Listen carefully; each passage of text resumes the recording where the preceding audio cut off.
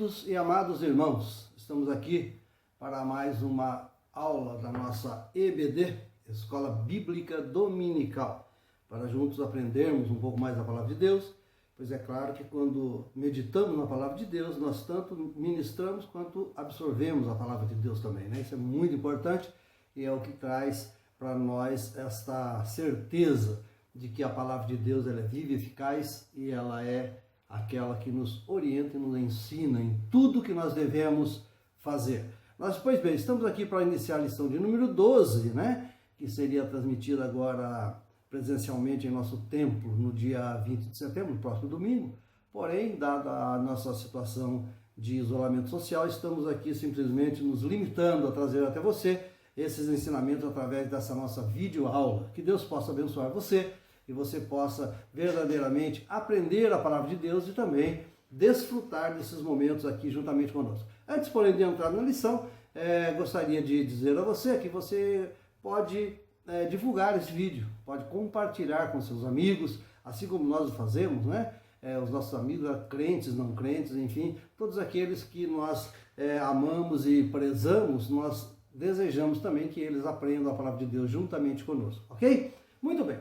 Lição de número 12. Esdras e Neemias combatem o casamento misto.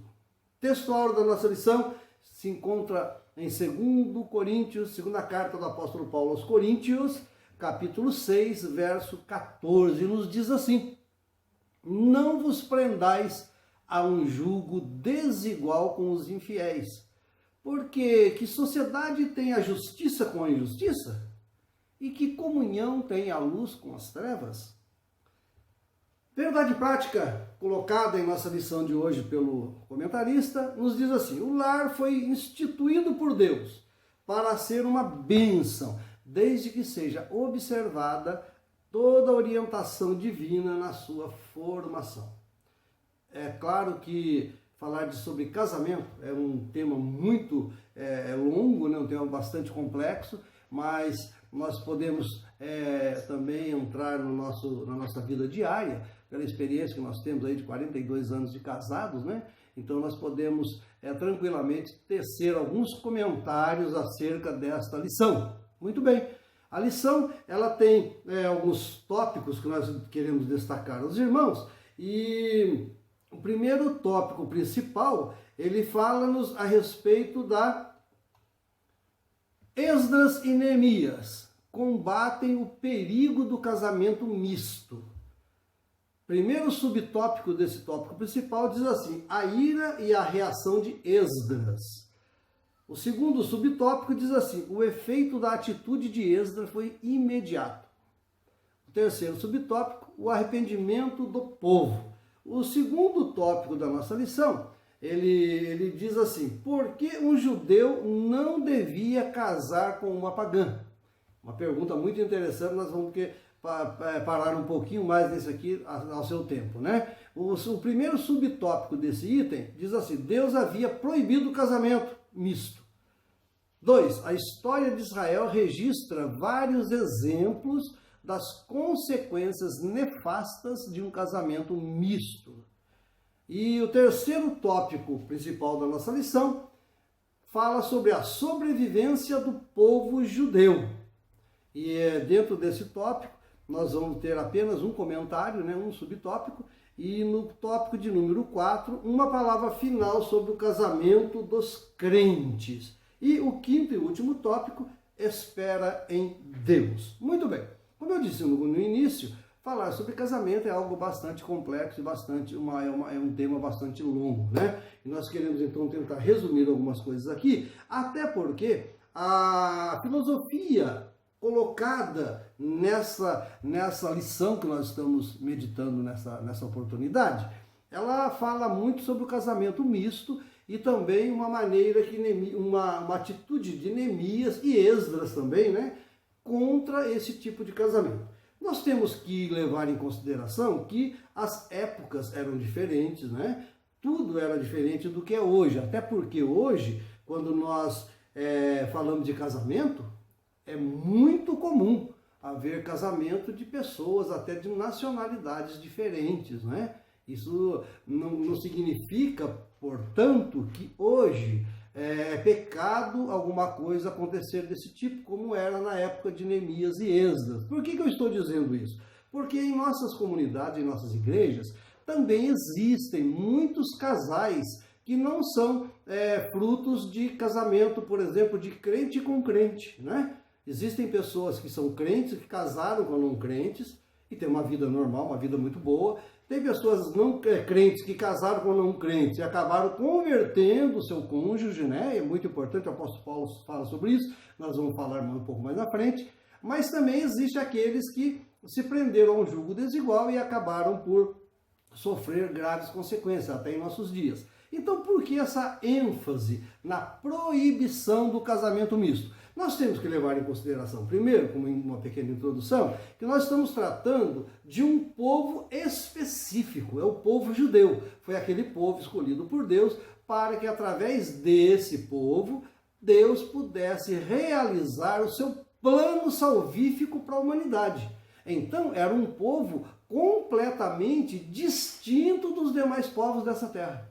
Nós não podemos comparar a nossa sociedade moderna com a sociedade judaica daquela época. O povo judeu era um povo escolhido, foi o povo ao qual Deus revelou as suas leis através de Moisés, né? E Deus tinha um plano que através deste povo nasceria para que quebrasse a barreira de separação entre os judeus e gentios. Porque havia essa barreira, né, essa parede de separação, como está descrito lá na carta de Paulo a Timóteo, né? Muito bem, então nós temos que levar em consideração esses fatores para que nós possamos compreender melhor essa lição. Porque se nós ficarmos somente nas definições colocadas por Esdras e Neemias e as consequências desses casamentos mistos, nós vamos abordar um tema muito delicado, que seria aquelas pessoas que convivem conosco, que estão em nosso meio, vivem no seio das nossas igrejas, são uma bênção nas mãos do Senhor e não atende a todos esses requisitos colocados aqui nessa lição. Por isso que é importante nós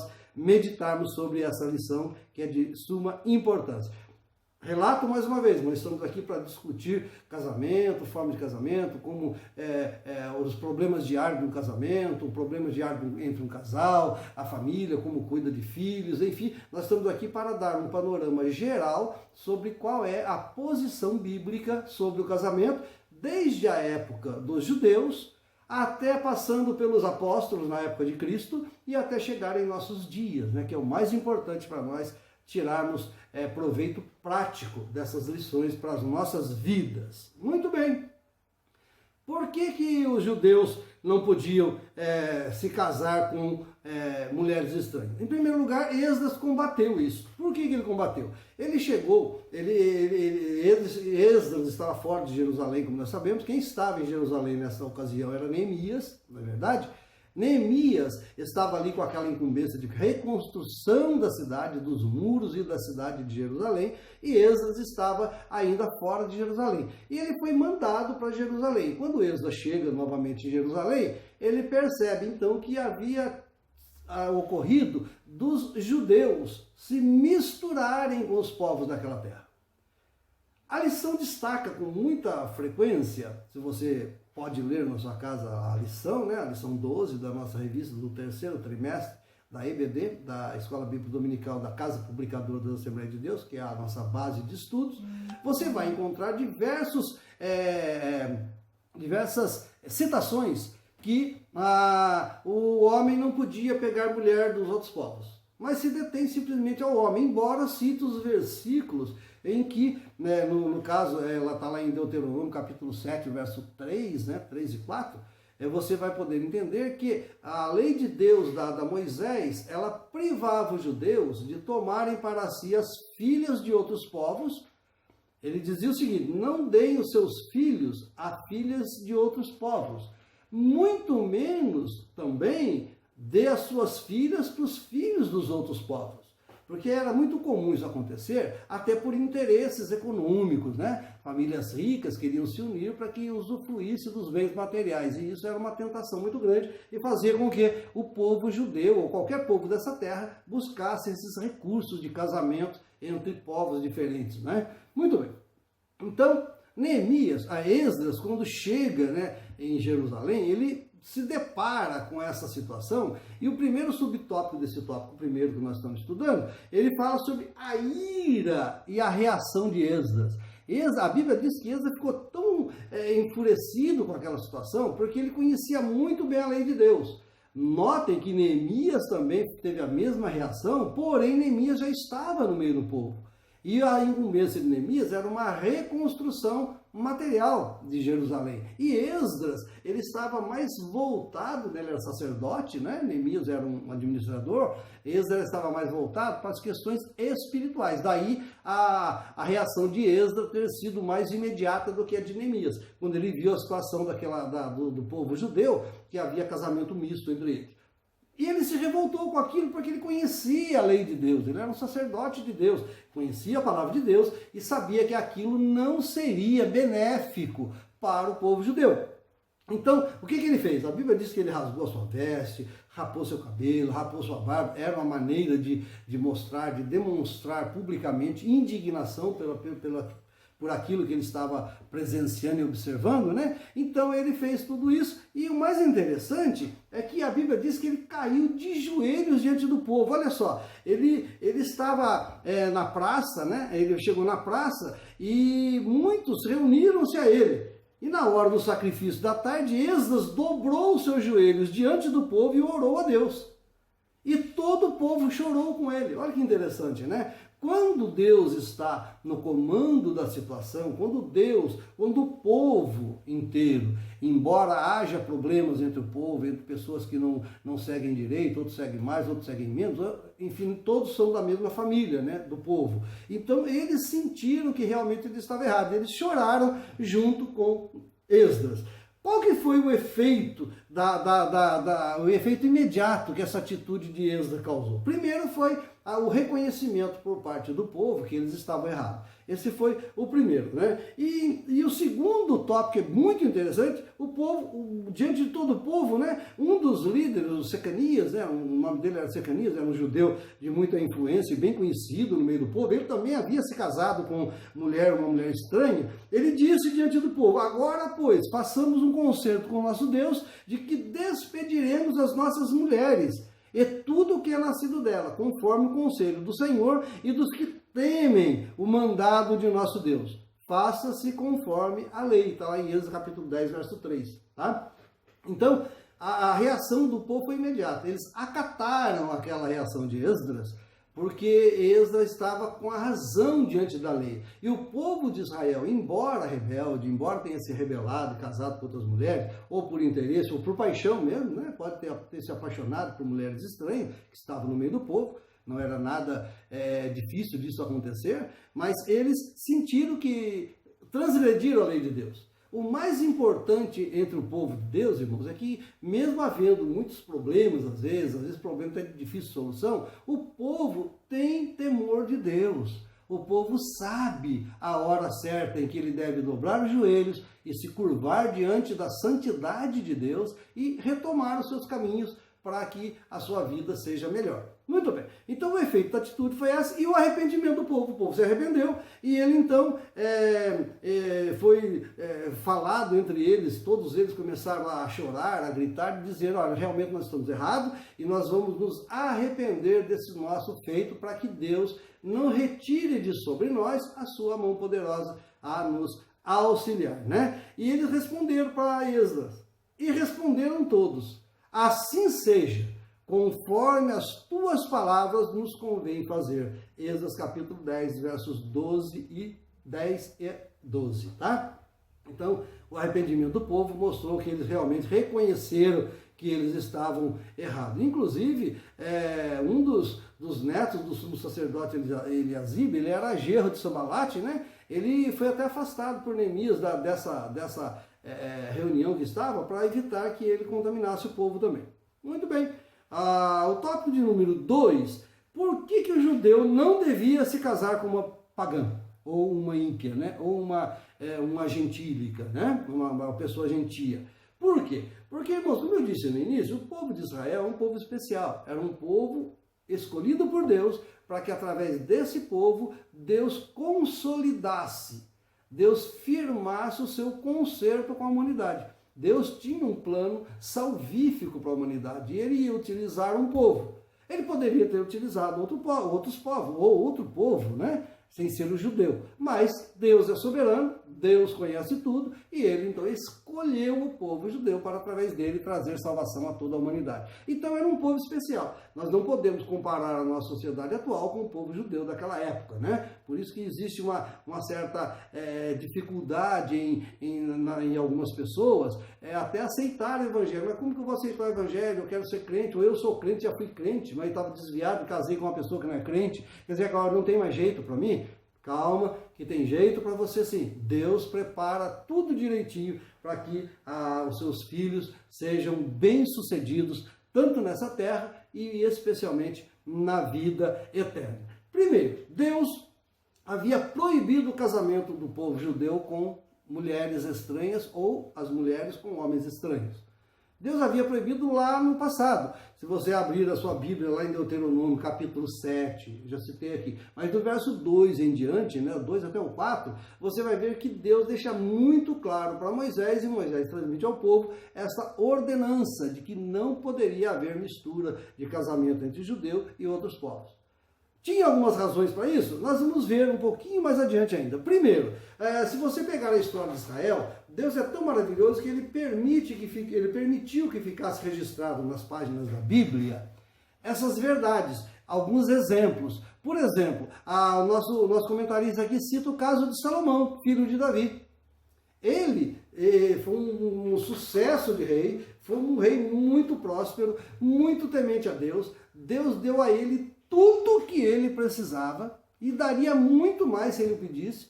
O próprio Deus falou isso para ele. E de repente ele começa a se misturar com mulheres estranhas. Talvez levado pela luxúria ou talvez levado pela paixão mesmo, né? Pela paixão carnal. E ele então se ajuntou com mulheres estranhas. E isso foi uma causa muito ruim que mudou completamente o seu coração.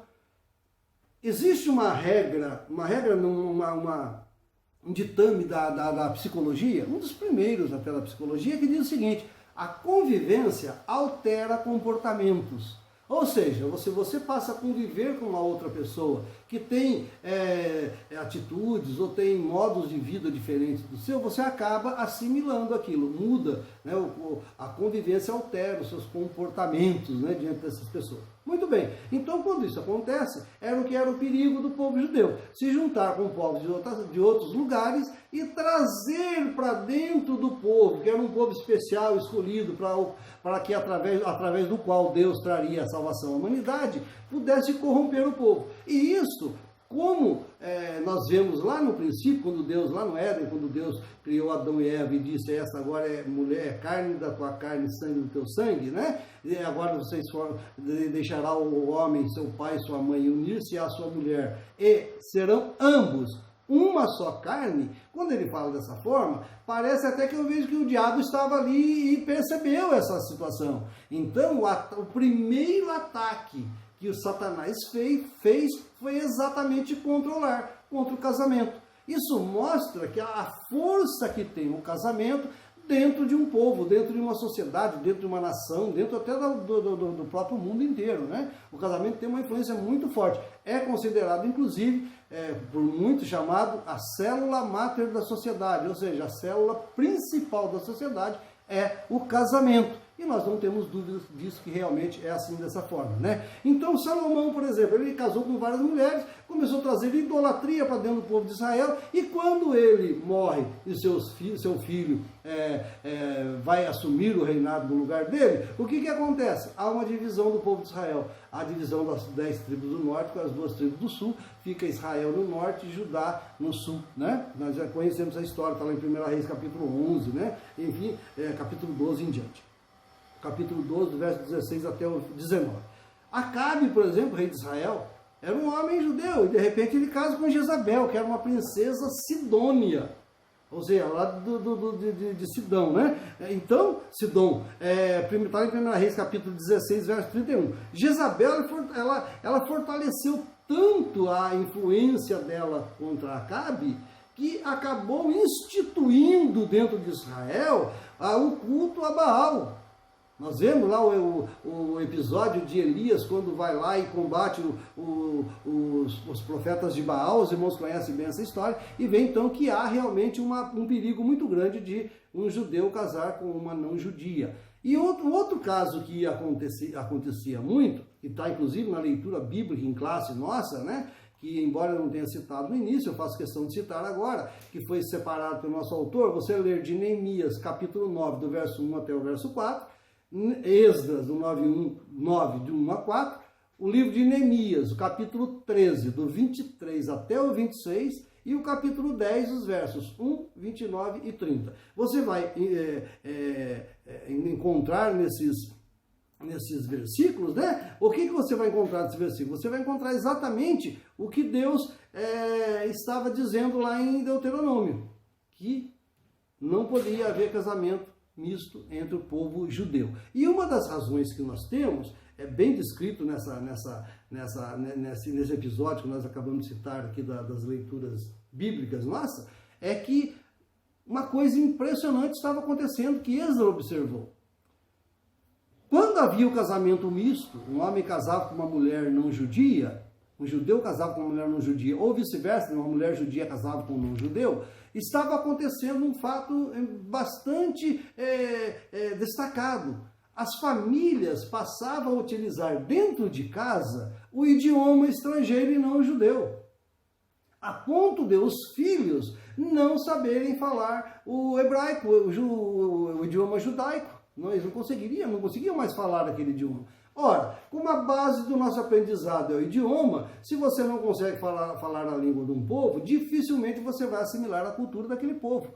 Então, isso é uma coisa bastante pragmática, bastante simples de compreender, né? Então, nós temos que entender que tudo isso fazia parte também desse plano de Deus. Por que o judeu não devia se casar com uma mulher pagã ou um homem pagão, né? Uma mulher casar com um homem pagão.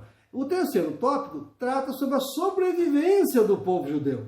Eu já trouxe aqui, ainda há pouquinho, né, que os filhos já estavam sendo contaminados pela língua estrangeira. Estavam deixando até de praticar o judaico, o hebraico, dentro da sua própria casa. E isso estava colocando em risco a sobrevivência do povo judeu. Quando eu falo sobrevivência do povo judeu, eu não estou dizendo verdadeiramente que ia extinguir a raça judaica, assumir, como Hitler tentou fazer bem mais tarde, né? Tentou matar todos os judeus. Eu estou falando, sim, de a sobrevivência dos costumes judaicos. Ou seja, o povo podia perder a sua identidade, e isso ia fazer com que todo o plano de Deus ficasse comprometido. Mas Deus não teria poder para fazer com que o povo seguisse as suas leis? Olha, nós não vamos entrar nesses detalhes técnicos aqui, mas nós sabemos que Deus concedeu ao homem o livre-arbítrio. Né? Deus colocou em risco todo o seu plano, concedendo ao homem o livre-arbítrio. É claro que Deus nunca perdeu a rédea da situação histórica, né? Histórica e social do povo, mas havia um risco sim de que isso ocorresse, e Deus levanta então homens como Esdras, como Neemias, como outros tantos. O apóstolo Paulo falou muito sobre casamento, né? Então nós vamos falar um pouquinho mais sobre isso lá na frente, mas ele então começa a colocar a sobrevivência do povo judeu em risco, né? A preservação do povo judeu é considerado um milagre. Quando se aliam as tremendas perseguições que sofreram durante séculos e por muitos países, como por exemplo a Espanha, a Polônia, a Inglaterra, por ocasião da Segunda Guerra, né? O próprio nazismo da Alemanha, tudo isso tentou sufocar o povo judeu, mas dado a essa ligação direta com Deus e essa observância irrestrita da lei de Deus, o povo de Israel sobrevive até hoje e, interessante, guarda os mesmos costumes daquela época até hoje, né? É um povo realmente especial, daí a preocupação de não deixar aquele povo morrer ou perder as suas características. O quarto tópico da nossa lição, ele fala uma palavra final sobre casamento dos crentes. Uma das maiores bênçãos que o homem ou a mulher pode usufruir nessa terra é o casamento. A maior bênção de todas foi Deus ter enviado seu Filho Jesus a este mundo para nos salvar. E materialmente falando, a maior bênção que Deus pode nos dar é o casamento. Embora essa bênção possa se transformar numa desgraça, né, vamos dizer assim, ou numa tentação muito grande, ou num problema muito grande de perseguições, de intrigas, se não for realizado para o Senhor.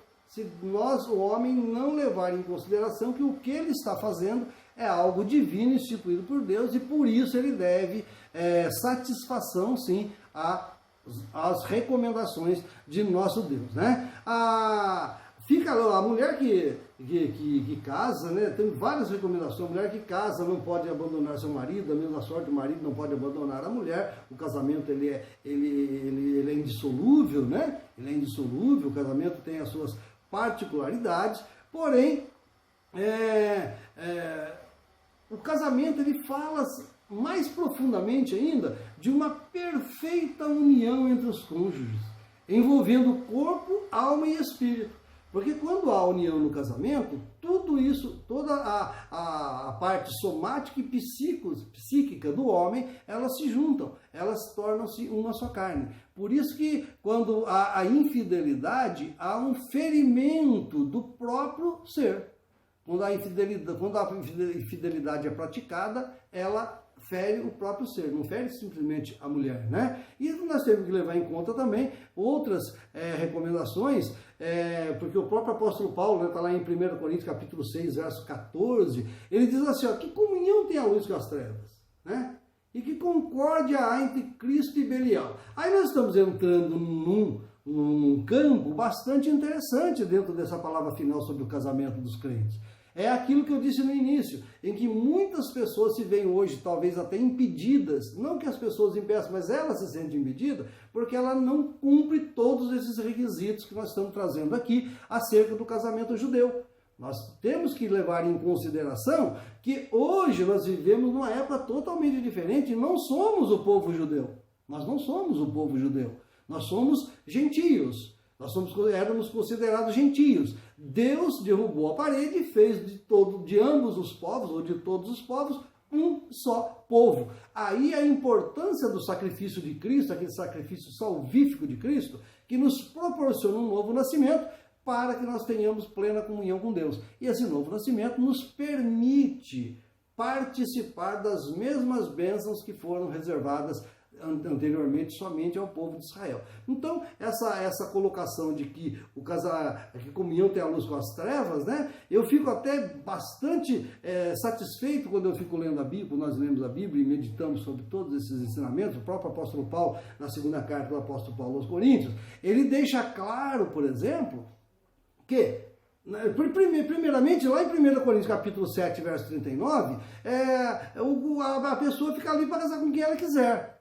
Ele deixa bem claro, né? Está em 1 Coríntios capítulo 7, verso 39. Porém, lá no capítulo 6 de 2 Coríntios, se você for ler depois mais tranquilamente aí depois da aula, né? Que durante a aula não vai ser possível, você vai encontrar o próprio apóstolo Paulo falando, olha, mas se a mulher ou se o marido tem uma mulher descrente, não largue ela.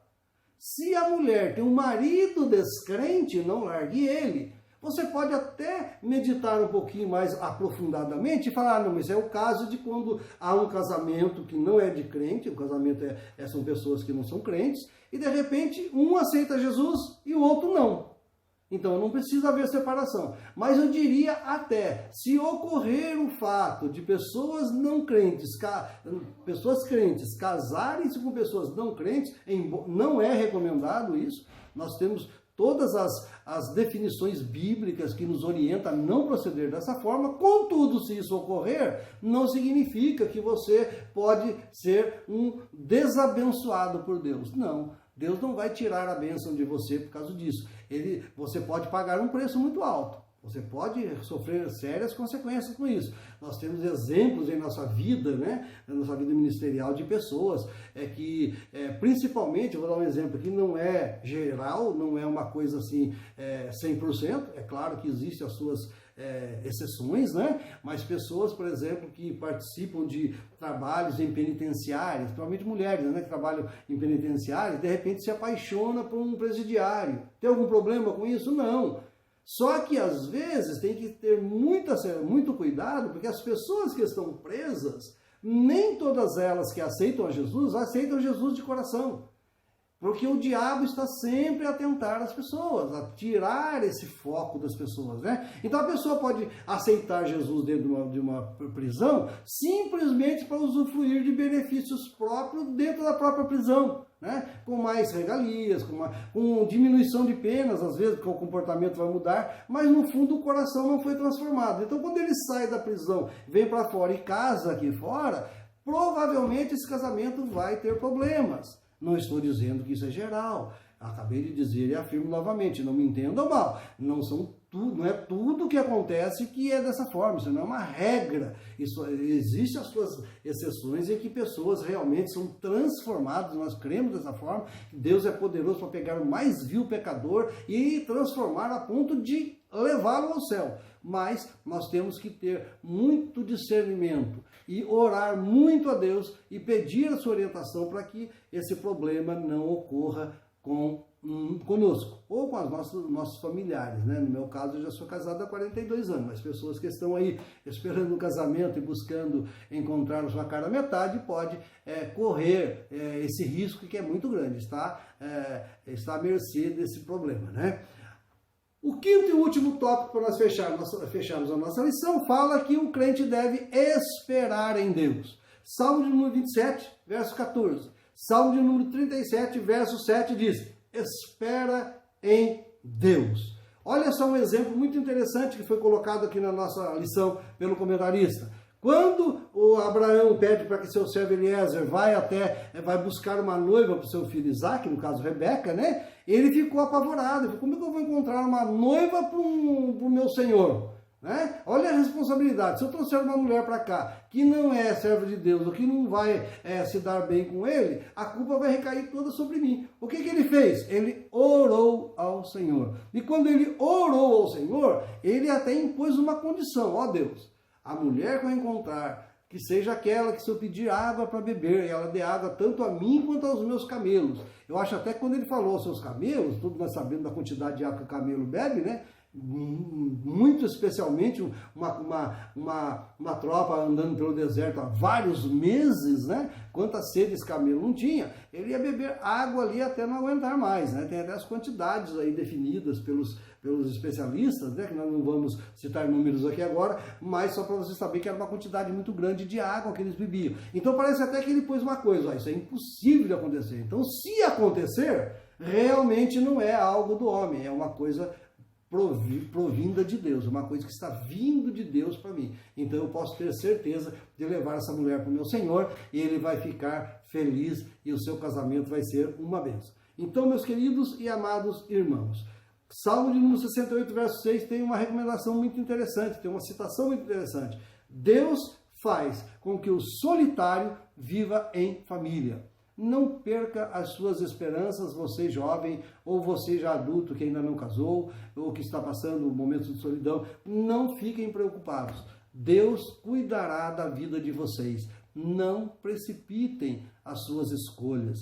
Coloque as suas escolhas nas mãos de Deus, porque eu tenho certeza que nas mãos de Deus a escolha vai ser correta. Mas se você já é casado e tem essa preocupação: mas eu não preencho os requisitos de uma mensagem como essa, eu não preencho os requisitos de umas recomendações bíblicas como essa que está sendo colocada por Esdras e Neemias, não tem problema. Deus conhece o seu coração. E se você orar, buscar ao Senhor, saiba de uma coisa: Deus é poderoso para transformar aquilo que é impossível no possível. E você pode sim ser feliz em seu casamento, na maneira que você está. E Deus vai te transformar, ok? Deus te abençoe. Que essa aula possa trazer a você pelo menos um pouco mais de tranquilidade. E você que está vivendo situações adversas, das quais nós citamos aqui durante esses minutos que nós meditamos, que Deus possa instruir a sua vida, Deus possa te abençoar e fazer com que você seja uma bênção nas mãos dele, independente da situação que você se encontrou ou se encontra atualmente. Deus vai transformar a sua vida